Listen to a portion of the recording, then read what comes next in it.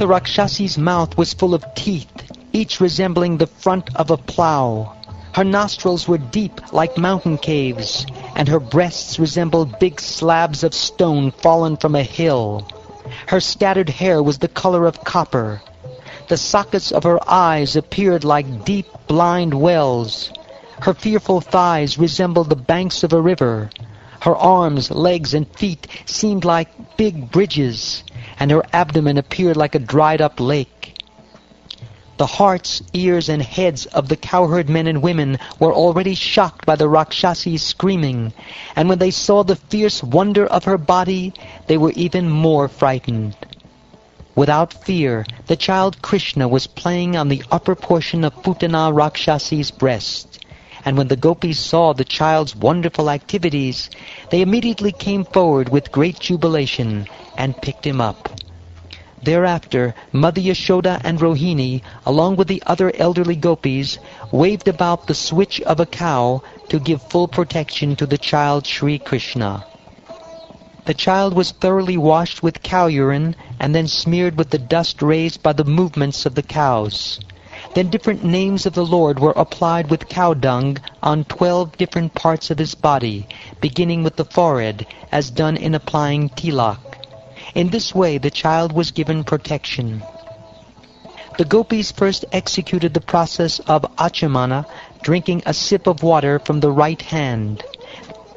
They purified their bodies and hands with the Nyasa mantra, and then applied the same mantra upon the body of the child. To protect the child, they said, "May Aja protect your legs. May Maniman protect your knees. Yagya your thighs. Achyuta the upper part of your waist, and Hayagriva your abdomen. May Keshava protect your heart.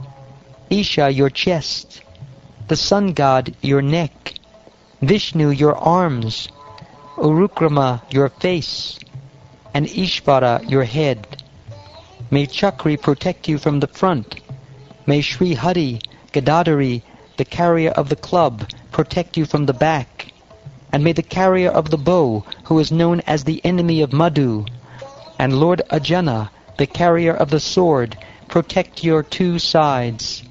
May Lord Urugaya, the carrier of the conch shell, protect you from all corners. May Upendra protect you from above. May Garuda protect you on the ground, and may Lord Haladhara, the Supreme Person, protect you on all sides. May Rishikesh protect your senses, and Narayan your life air. May the Master of Shvetadvip protect the core of your heart, and may Lord Yogeshvar protect your mind. May Lord Prishnigarbha protect your intelligence, and the Supreme Personality of Godhead your soul. While you are playing, may Govinda protect you, and while you are sleeping, may Madhava protect you. May Lord Vaikuntha protect you while you are walking, and may Lord Narayan, the husband of the goddess of fortune, protect you while you are sitting. Similarly, may Lord Yagyabuk, the fearful enemy of all evil planets, always protect you while you enjoy life. The evil witches known as Dakinis, Yatudanis, and Kushmandas are the greatest enemies of children, and the evil spirits like Bhutas, Pretas, Pishachas, Yakshas, Rakshasas, and Vinayakas, as well as witches like Kotara, Revati, Jayeshta, Putana, and Matraka, are always ready to give trouble to the body, the life air, and the senses, causing loss of memory, madness, and bad dreams. Like the most experienced evil stars, they all create great disturbances, especially for children, but one can vanquish them simply by uttering Lord Vishnu's name. For when Lord Vishnu's name resounds, all of them become afraid and go away. All the gopis, headed by Mother Yashoda, were bound by maternal affection. After they thus chanted mantras to protect the child, Mother Yashoda gave the child the nipple of her breast to suck, and then got him to lie down on his bed. Meanwhile, all the cowherd men, headed by Nanda Maharaj, returned from Mathura, and when they saw on the way the gigantic body of Putana lying dead, They were struck with great wonder. Nanda Maharaj and the other Gopas exclaimed, "My dear friends, you must know that Anaka Dandubi, Vasudeva, has become a great saint or a master of mystic power. Otherwise, how could he have foreseen this calamity and predicted it to us?" The inhabitants of Vraja cut the gigantic body of Putana into pieces with the help of axes. Then they threw the pieces far away, covered them with wood, and burned them to ashes. Because of Krishna's having sucked the breast of the Rakshasi Putana, when Krishna killed her, she was immediately freed from all material contamination. Her sinful reactions automatically vanished, and therefore, when her gigantic body was being burnt, the smoke emanating from her body was fragrant like aguru incense. Putana was always hankering for the blood of human children, and with that desire she came to kill Krishna. But because she offered her breast to the Lord, she attained the greatest achievement.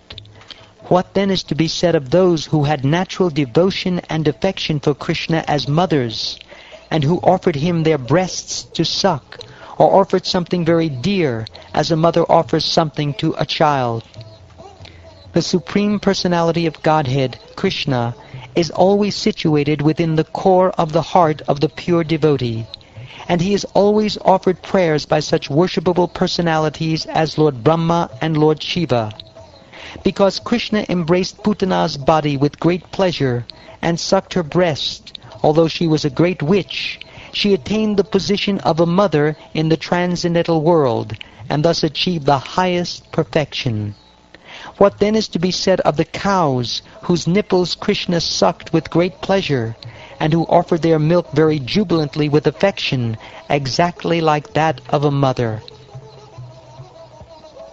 The Supreme Personality of Godhead, Krishna, is the bestower of many benedictions, including liberation or oneness with the Brahman effulgence.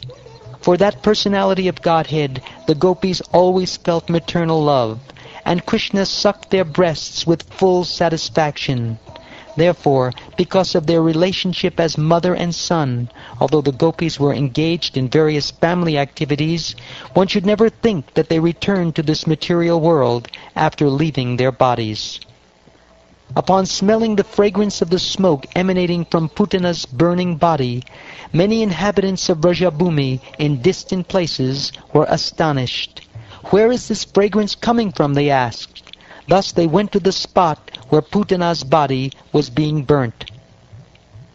When the inhabitants of Vraja, who had come from distant places, heard the whole story of how Putana had come and then been killed by Krishna, they were certainly astonished, and they offered their blessings to the child for his wonderful deed of killing Putana.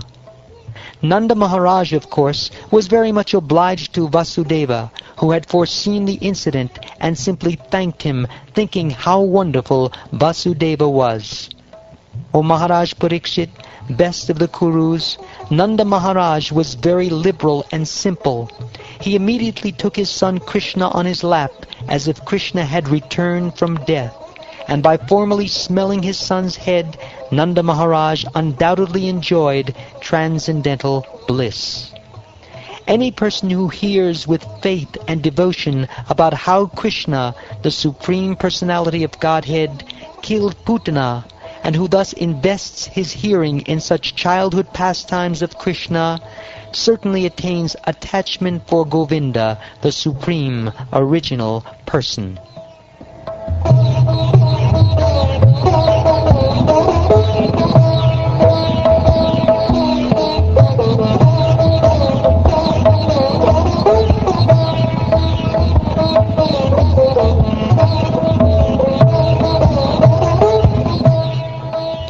Thus ends the 6th chapter of the 10th canto of the Shrimad Bhagavatam, entitled The Killing of the Demon Putana.